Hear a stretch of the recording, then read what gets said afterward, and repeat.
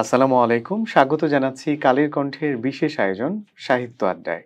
প্রতি পর্বে আমাদের সঙ্গে লেখালেখির বিভিন্ন মানুষকে সঙ্গে নিয়ে আমরা এই অনুষ্ঠানটি সাজিয়ে থাকি। আজকেও তার ব্যতিক্রম নয়। সঙ্গে যুক্ত আছেন আমাদের সাথে এই মুহূর্তে এই সময়ের জনপ্রিয় এপার বাংলা ওপার বাংলা দুই বাংলার জনপ্রিয় লেখিকা শাম্মী তুলতুল। স্বাগত জানাচ্ছি। কেমন আছেন? জি, ভালো আছি। আপনাকেও ধন্যবাদ। আমাদের এই অনুষ্ঠানে এসে কেমন লাগছে? অনেক ভালো লাগছে, কারণ অনুষ্ঠান আমরা দেখি, সেজন্য খুব ইচ্ছা হয়, এজন্য খুবই আগ্রহ বোধ করছি। ভালো লাগছে। অসংখ্য ধন্যবাদ। শাম্মী তুলতুল, আমরা এইখানে আসলে আলাপচারিতার শুরুটা যেভাবে শুরু করে আমরা চেষ্টা করি যিনি আমাদের অতিথি থাকেন সম্মানিত লেখক তার একদম শৈশব থেকে জানার, শৈশব থেকে শুরু করা।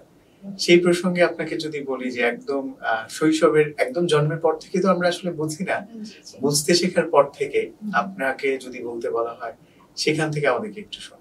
উত্তরাধিকার সূত্রে আমরা পেয়েছি লেখালেখিটা, যে আমার দাদু একজন লেখক ছিলেন। তিনি ব্রিটিশ বিরোধী আন্দোলনের নেতা এবং একজন টিচার ছিলেন, প্রধান শিক্ষক ছিলেন। আর যে বিষয়টা হচ্ছে, আমি এরকম একটা আবহাওয়াতে বড় হয়েছি। আমি সবসময় দেখতাম লেখক, সবসময় দেখতাম মানে সাংস্কৃতিক অনুষ্ঠানে সবাই যোগদান করছে, আমাদের যারা সিনিয়র আমার ভাই বোনরা আছে। এরপর লেখালেখি হচ্ছে, আমার দাদুকে দেখতাম, আমার নানুকে দেখতাম লিখতো, এবং আমার মধ্যে একটা প্রতিভা ছিল। আমি সবসময় নাচ, গান, কবিতা আবৃত্তি এবং ছড়া এসব লেখার চেষ্টা করতাম, সবসময় দেখতাম। আমার নিজের মধ্যেও কিন্তু একটা ইচ্ছা ছিল। তার কারণে আমি স্কুলে আবৃত্তি অনুষ্ঠানগুলো অ্যাটেন্ড করতাম। ওখানে আমি আবৃত্তি আমার নিজের ছড়া লিখে আমি আবৃত্তিতে প্রথম স্থান অধিকার করি।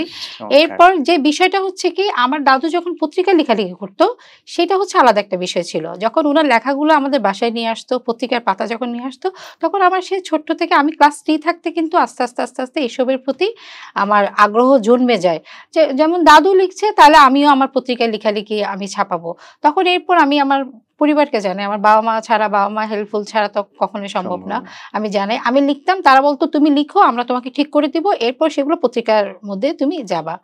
এরপর যখন 2-3 বছর পর যখন 5-6 থাকি, এরপর পত্রিকাতে গিয়ে, পত্রিকায় তখন তো আমাদের মেইল ছিল না, তখন আমার পত্রিকার যে বাক্স ছিল আমাদের দৈনিক আজাদী, আমাদের আঞ্চলিক পত্রিকা যেগুলো ছিল, সেখানে গিয়ে আমরা লেখাগুলো দিয়ে আসতাম। আমার বাবার হাত ধরে গিয়ে লিখে আসতাম, আমার দাদু ইন্সপায়ার করতো সেখানে। ওই দিয়ে আসার পর থেকে আস্তে আস্তে পত্রিকাতে আমাদের একটা আগামীদের আসর একটা পাতা ছিল, বাচ্চাদের পাতা, সেখানে আস্তে আস্তে আমার লেখাগুলো ছাপা শুরু হয়ে যায়। এরপর আর পত্রিকার পিছু কে ছাড়ে বলেন? তারপর একটা লোভ জন্মে যে লেখা। সেই জায়গা থেকে আমি একটু থামাই আপনাকে। একদম আপনার জন্ম, বেড়ে ওঠা বাংলাদেশের কোথায় আপনার জন্ম এবং বেড়ে ওঠা? আমার দাদুর বাড়ি হচ্ছে রাউজান, কিন্তু আমার বেড়ে ওঠা, আমার জন্মস্থান হচ্ছে আমাদের চট্টগ্রাম শহরে। সেখানেই আমার লেখাপড়া। চট্টগ্রাম কলেজ থেকে আমি মাস্টার্স করেছি। এখানে আমি চট্টগ্রাম আইন কলেজে LLB করছি। এখান থেকে আমার লেখাপড়া, আমার লেখালেখি, আমার সবকিছু আমার চট্টগ্রাম থেকে শুরু। আপনি আপনার দাদার কথা বলছিলেন যে তিনি একজন লেখক ছিলেন। আপনার দাদার নামটা যদি একটু।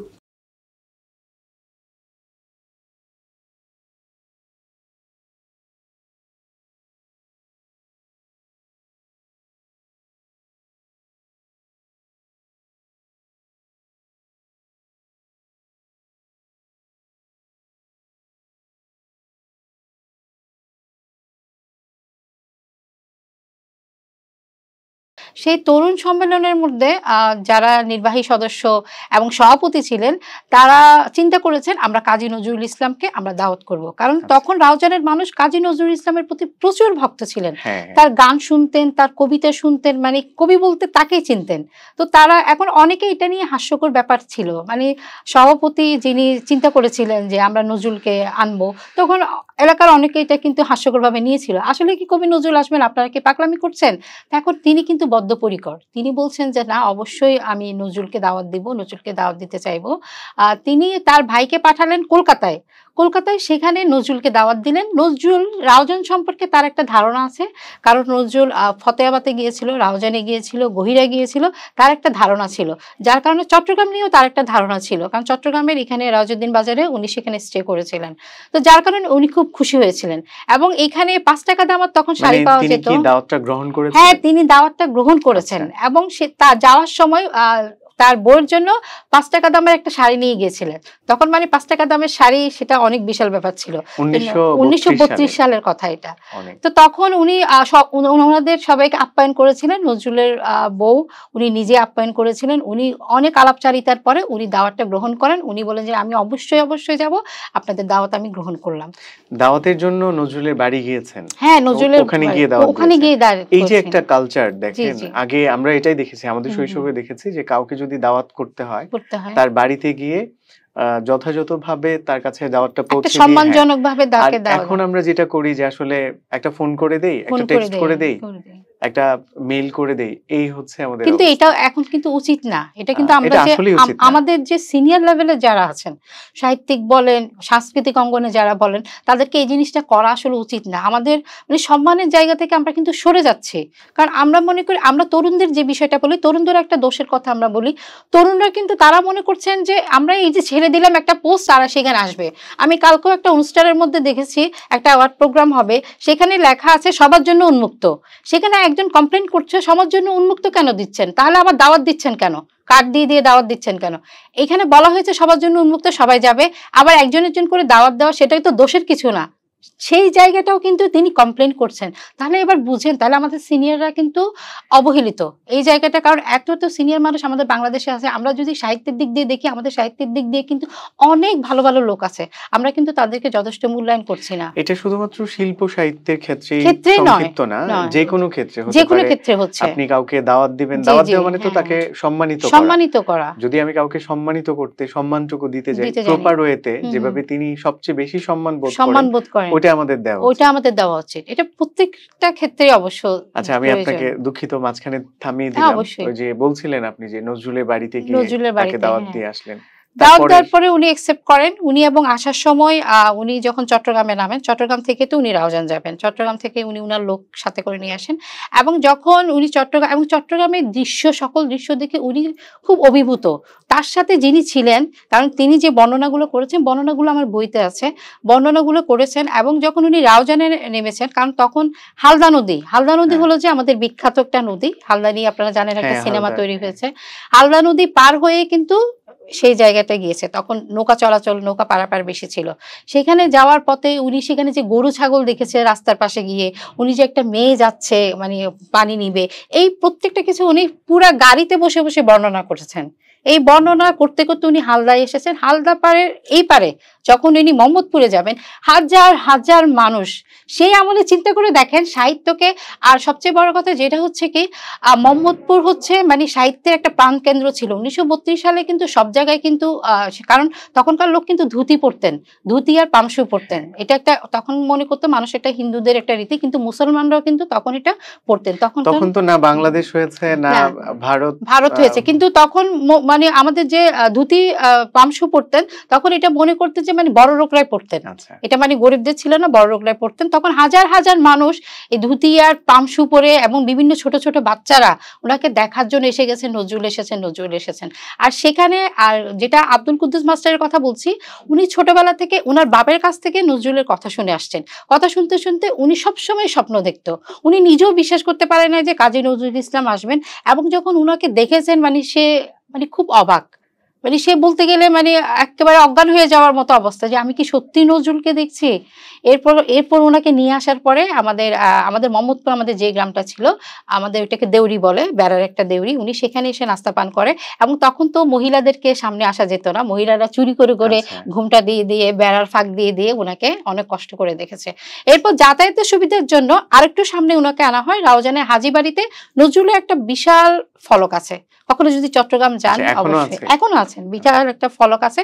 ওই হাজীবাড়িতে ওনাকে স্টে করা হয়, কারণ সবার সুবিধার জন্য। কারণ মোহাম্মদপুর যেটা আমাদের বাড়ি ছিল সেটা একটু ভিতরে ছিল, ওনাকে একটু সামনে দৈনিক পূর্বকোণ আমাদের, আপনি সেটা জানেন, দৈনিক পূর্বকোণে ইউসুফ চৌধুরীর বাড়িতে ওনাকে রাখা হয় দুইটা রাত। এরপর ওখানে ওনাকে অতিথি আপ্যায়ন করা হয়। ওনাকে সেখানে সারা রাত তিনি শুধু খেতেন চা আর চা। সারাটা রাত উনি চা খেতেন আর গান করতেন, বিভিন্ন গজল করতেন, গান করতেন সারা রাত। 2টা রাত উনি পুরো রাউজান পাশিকে মাথায় রেখেছিলেন, এই 2টা রাত। দর্শক, আমাদের এই সময়ে যারা একটু লেখালেখি করি, যারা একটু মানুষের কাছে পরিচিত, তারা অনেক অহংবোধ চলে আসে জি ভেতরে। জি এখন তো আসলে মানুষের কাছে পৌঁছানোর মাধ্যম অনেক বেশি। এখন ফেসবুক, ইনস্টাগ্রাম, টুইটার, সোশ্যাল বিভিন্ন প্ল্যাটফর্ম আছে যেগুলোর মাধ্যমে খুব সহজে মানুষের কাছে পৌঁছানো যায়। ১৯৩২ সালে কিংবা নজরুলের সময়ে যখন আসলে সোশ্যাল মিডিয়ার কোনো প্ল্যাটফর্মই ছিল না, এই প্রযুক্তির উৎকর্ষতা ছিল না, সেই সময়ে একজন নজরুলকে দেখার জন্য এই যে লাখ লাখ মানুষের ভিড়, আপনি চিন্তা করেন।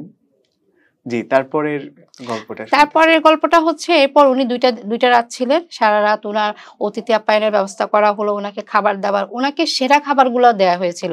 তখন তো কোরমা বিরিয়ানির প্রচলন ছিল না। সাদা ভাত আর গরুর মাংস। সেটা আমার দাদুর মায়ের হাত দিয়ে রান্না করা হয়েছিল আচ্ছা। এবং উনি পুঠি পুলি পিঠা তৈরি করেছিলেন। সেগুলা উনার আন্ডারে ২ দিন ধরে উনাকে সেগুলা দেওয়া হয়। এরপর উনি একটা কাজ করেছেন যেটা আমি সবসময় বলি, উনি সেখানে বাড়িতে কাঁচা পাকা টয়লেট ছিল। উনি কিন্তু কাঁচা পাকা টয়লেটে যেতেন না।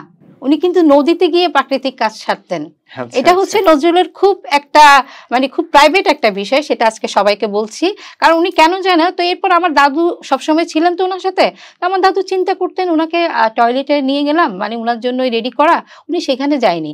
তাহলে উনাকে জিজ্ঞেস করতে হবে। তো উনাকে যখন উনি জিজ্ঞেস করে এটা আমি আসলে হুম, আজকেই ১ম জি, শুনলাম। জি, জি। এটা কারণ এটা তো খুব পার্সোনাল, আমার দাদুর সাথেই ঘটেছে ব্যাপারটা। তো আচ্ছা। তখন আমার দাদু চিন্তা করলো যে হয়তো এখানে কোনো কবিত্বের বিষয় থাকতে পারে। উনার মধ্যে কি চলতেছে হয়তো উনাই জানে। উনাকে যখন জিজ্ঞেস করা হয় না, এটা জি, এটা হয়তো নজরুলের জন্য হুম, খাস বা বিশেষ ছিল। বিশেষ ছিল। এখনকার কবি সাহিত্যিক যারা আছে, তারা আমার জানা মতে আসলে পাকা টয়লেট যেটা সেটাই ব্যবহার করেন। তো আপনি আগে এটা জানতেন কিনা যে কাজী নজরুল ইসলাম তার মতো বিখ্যাত মানুষ, তিনি আসলে যেটা বললেন আমাদের আজকের অতিথি। তো এই জিনিসটা আমার কাছে একদমই নতুন মনে হলো আরকি। জি, এটা আসলেই নতুন। তো এরপর ওকে যখন জিজ্ঞেস করা হয় যে, "কবি আপনি মানে কেন?" মানে তো তখন বলল, "কুদু।" তুমি কুদ্দুস মাস্টারকে উনি কুদু করে ডাকতেন, আচ্ছা, খুব আদর কুদ্দুস করে। মাস্টার আপনার দাদার নাম। আমার দাদার নাম। উনাকে কুদু করে ডাকতেন। বলে যে, "কুদু তুমি বুঝবা না। এখানে অনেক কিছু ব্যাপার আছে। তুমি আরো কিছু জানতে হবে। তুমি জানতে থাকো, বুঝতে থাকো। তাইলে তুমি বুঝবে।" তখন কুদু মনে মনে চিন্তা করে বলল, কারণ ক্লাস 8 এ পড়া একটা তখন তো বাচ্চা। নজরুল ইয়াং, ইয়াং, হ্যাঁ, ২১ বছর ২১-২২ বয়স। বছর ২১ বয়স। বছর বয়স। তখন মানে আব্দুল কুদ্দুস মাস্টার তো ক্লাস 8 এ পড়তেছে। তার চেয়ে ২-৩ বছরের ছোট। তো সে মনে করতেছে এই ২১ 8 এ পড়া বাচ্চা, তার সাথে তো একটু ডিফারেন্ট হ্যাঁ, আছে। হ্যাঁ। তখন তাকে সেটা না বলে বলছে, "তুমি আরো দিন, দিন লিখতে থাকো, পড়তে থাকো, তুমি আরো বুঝতে পারবা। তখন আমি কেন এই কাজ করেছি?" আসলে এটা আমাদের অজানা। কারণ আচ্ছা। কবি এই কাজ কেন করেছেন, কি জন্য তিনি এটা বাদ দিয়েছেন, এটা আসলে উনিই জানতে পারেন। কবির পরিচিত বা কবিকে নিয়ে গবেষণা করেছেন এমন কেউ যদি থাকেন তাহলে অবশ্যই আমাদেরকে জি, কমেন্টে জি, জানাবেন। অবশ্যই। জি, তাহলে তো বলা যায় যে আপনারা নজরুলের সাথে, কাজী নজরুল ইসলামের জি, সাথে জি, পারিবারিকভাবেই জড়িত। জড়িত। জি, জি। তো সেই জায়গাটাই কি আপনাকে অনুপ্রাণিত করেছে লেখালেখির ক্ষেত্রে? না, লেখালেখির ক্ষেত্রে কিন্তু তখন কিন্তু আমার নজরুলের বিষয়টা মাথায় আসে নাই তেমন একটা। নজরুলের বিষয়টা হচ্ছে যে, আমার দাদু যখন লিখতো তখন শুধু আমি দেখতাম। কিন্তু কারণ তখন তো আমি ছোট ছিলাম। তখন তো আমি কবিতা, ছড়া, গল্প এগুলোই লিখতাম। এই এই আগ্রহটা বেশি ছিল। পত্রিকায় লিখবো, পত্রিকায় আমার নাম আসবে, এই জায়গাটার প্রতি একটা লোভ ছিল। আচ্ছা। যখন দেখছি যে নজরুল একটা বিষয় আছে, কারণ নজরুলের কবিতা পড়ে, পড়ে কিন্তু আমরা বড় হয়েছি। নজরুলকে নিয়ে আমার দাদু লেখালেখি করছেন। যখন আমি আরেকটু বড় হচ্ছি, প্রত্যেক বছর আমাদের ঘরে সাংবাদিকরা আসতো নজরুলকে নিয়ে আমার দাদুর কাছে সাক্ষাৎকারগুলো নিয়ে যেত। তখন নজরুলের প্রতি আমার আস্তে, আস্তে মাথাটা দেওয়া শুরু হয়েছে। যেহেতু নজরুলের কাঠবিড়ালি পড়ে আমরা বড় হয়েছি। হ্যাঁ। আপনিও বড় হয়েছেন, আমরা সবাই বড় হয়েছি। তো যার কারণে নজরুল তখন এটা আস্তে, আস্তে মাথায় ঢুকে যে নজরুলকে নিয়ে গবেষণা করব, দাদুর কাছ থেকে জানবো, শিখবো, কি হয়েছে ইনি যে বইগুলো তাকে নিয়ে লিখা হয়েছে সেগুলো জোগাড় করব। সেটা আস্তে, আস্তে এখন একটা সময় গিয়ে আমি যখন বড় হয়ে যাই, তখন কিন্তু আমি লিখতে চেয়েছি, বই বের করতে চেয়েছি। আমার দাদু কিন্তু ২০০৮ সালে মারা যান। ২০০৮ সালে আমি আমার দাদুকে বলেছিলাম যে আমি বই বের করব। তো আমার দাদু তখন আমাকে নিষেধ করেছে। আমার দাদু বলেছে, "আরেকটু পরিপক্ক হও। নজরুলকে নিয়ে আরেকটু জানো, আমার কাছ থেকে আরেকটু জানো, তোমার বাবার কাছ থেকে আরেকটু জানো, আর পারিপার্শ্বিক কিছু জানো, তারপর তুমি বই লিখো।" এখন ভাগ্যে দুর্ভাগ্য আসলে আমার দাদু ২০০৮ এ মারা যান। আল্লাহ তাকে এরপর আমি জান্নাতবাসী করুন। জান্নাতবাসী করুক। ২০১৯ সালে আমি বইটি বের করি। আচ্ছা, আমি ৮ একটু থেকে কারণ ২০১৯ বুঝেন মোটামুটি জি, জি, দীর্ঘ দীর্ঘ। ১১ বছরের কারণ একটা ভাইয়া জার্নি। তথ্য বিষয়ক বিষয়গুলোকে আপনাকে একটু বেশি কালেকশন করতে হয়। এটা একটু আমার মনে হয় আমি একটা সাহসের ব্যাপার। এটা তো অন্য ৮-১০টা জনরার মতো না। জন্নার এটা মতো এটা না। মূলত ইতিহাস। আপনি যা ইতিহাস। লিখবেন সেটা জি, জি, ইতিহাস হয়ে থাকবে। হয়ে থাকবে। আচ্ছা, তারপর আপনি কাজী নজরুল ইসলামকে নিয়ে বই লিখেছেন? বই লিখেছি। ২০১৯ সালে আমার বইটা প্রচুর পাঠকপ্রিয়তা পায়। আ প্রচুর বইটার এবং নাম কি? একজন কুদ্দুস ও কবি নজরুল, এবং এটি আমাদের ভূমিকা লিখেছেন জাকির তালুকদার ভাইয়া। এরপর আক্তার হোসেন এটা এটার প্রুফ লিখেছেন। এবং আক্তার হোসেন আমাকে জিজ্ঞেস করেছিলেন, নজরুলকে নিয়ে লিখছো, তুমি কি পারবা? দেখো এটা কিন্তু বিশেষ কিছু। আমি তো হাত দিয়েছি, আপনিও আমাকে সহযোগিতা করবেন। ওনাকে যখন ফোন করি যে ভাই আমার বইটা, মানে আমাদেরকে প্রকাশক যখন বলে যে মানে প্রুফ রিডার যিনি দেখতেছেন আক্তার হোসেনের স্যার তোমার পরিচয় আছে, তুমি জিজ্ঞেস করো। বলছো নজরুলকে নিয়ে বই লিখে ফেলতেছো, বাহ, আমি কিন্তু খুব খুশি হচ্ছি, তোমার বইটা আমি পড়ে পড়ে পড়ে পড়ে বানান ঠিক করছি।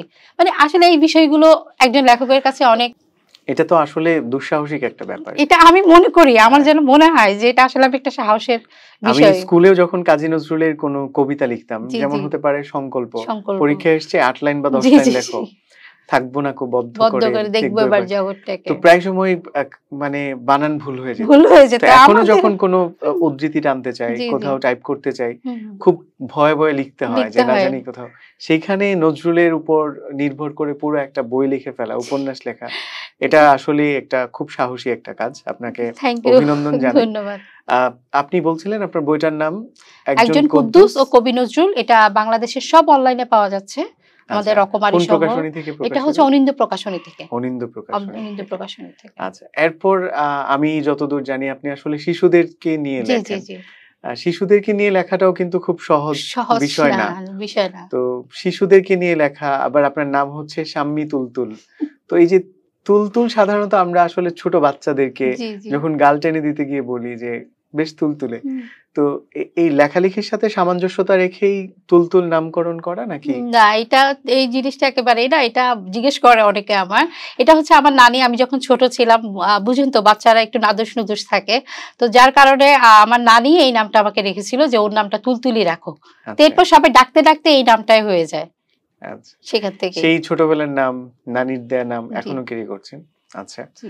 তো এর এর বাইরে আপনি শিশুদেরকে নিয়ে মোট কতগুলো বই লিখেছেন? আমি শিশু থেকে নিয়ে প্রায় ৯-১০টা বই লিখেছি। আমরা বইগুলোর নাম জানতে পারি? অবশ্যই বইগুলোর নাম, আমার ১ম বই ছিল টুনটুনির পাখি স্কুল। আচ্ছা, প্রচুর বই বিক্রি হয় এটা, টুনটুনির পাখি স্কুল বইটি। এরপর হচ্ছে ভূত যখন বিজ্ঞানী, গণিত মামার চামচ রহস্য, নান্টু জান্টুর বক্স রহস্য, পিঁপড়ে ও হাতির যুদ্ধ। এই বইটা হচ্ছে দীপ্ত টিভিতে নাটক আকারে প্রকাশিত হয়। পিঁপড়ে ও হাতির হাতির যুদ্ধ। যুদ্ধ বইটা, হ্যাঁ, আচ্ছা। বাবুই প্রকাশনী থেকে প্রকাশিত হয়েছে এটা। এরপর হচ্ছে দৈত্য হবে রাজা, কচ্ছপ রাজার রাজপ্রাসাদ, তাল রাজার তাল কাহিনী। নামগুলো তো চমৎকার। হ্যাঁ, এই নামগুলো নিয়েও কিন্তু আমাকে একজন আপু জিজ্ঞেস করেছিল, আপু নামগুলো কি তুমিই রাখো নাকি কারো কাছ থেকে সাজেশন নাও? যে না, মোটেও কারো প্রত্যেকটা কাছে। নাম কিন্তু খুবই জি, ক্যাচি জি। এবং শুনলেই পড়তে ইচ্ছে করবে জি, এরকম। জি, জি।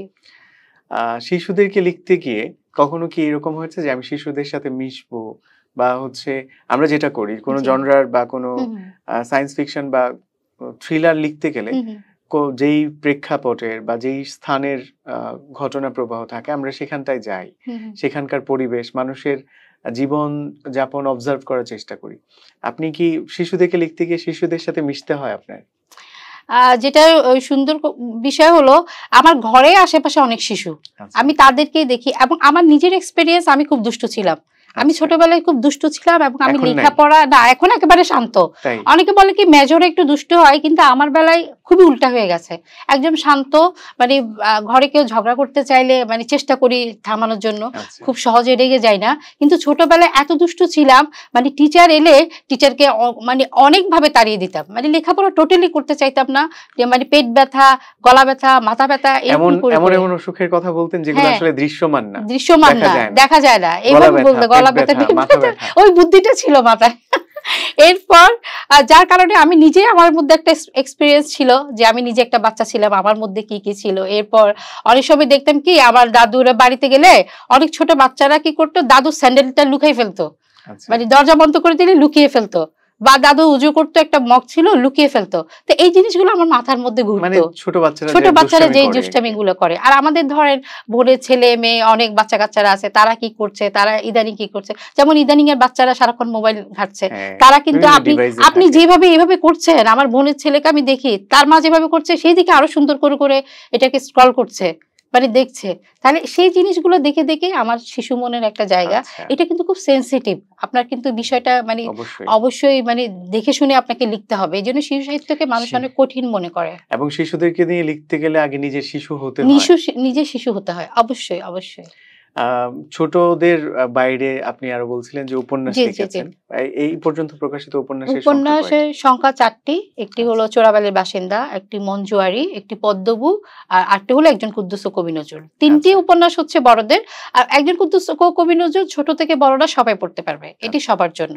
আর এখানে ছিল ১ম বইটা ছিল মুক্তিযুদ্ধের উপরে। এরপর ২য় ছিল আমাদের সামাজিক বাল্যবিবাহের উপরে, আমাদের যে একটা মেয়ের উপরে আমাদের যে ফতোয়া জারি করা হয়, আমাদেরকে ছোটবেলায় যে মেয়েদেরকে বিয়ে দেওয়া হয়, এটার উপরে একটা উপন্যাস লেখা হয়েছে। আর ৩য়টা হচ্ছে মঞ্জুয়ারি, সমস্ত প্রেমের কাহিনী। এবং প্রেমের আমি একটা জিনিস কি করি, আমি প্রত্যেকটা জায়গায় একটা শিক্ষণীয় একটা বিষয় এড করে দেই।